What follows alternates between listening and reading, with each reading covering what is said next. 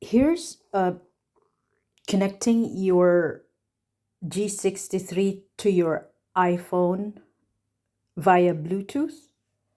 So first, make sure you have the G63 plugged in and turn it on first. And I have this iPhone here. I had it connected before, but I disconnected it so you can see how to connect it to the Bluetooth.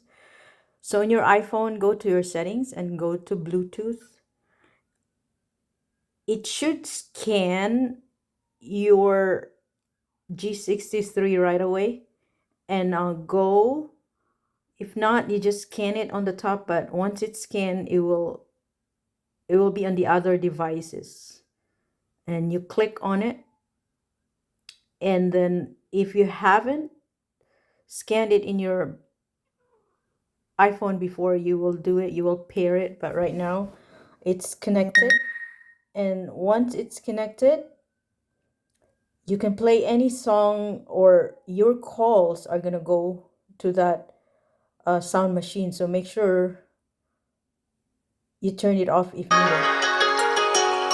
So here I'm gonna show you the sound.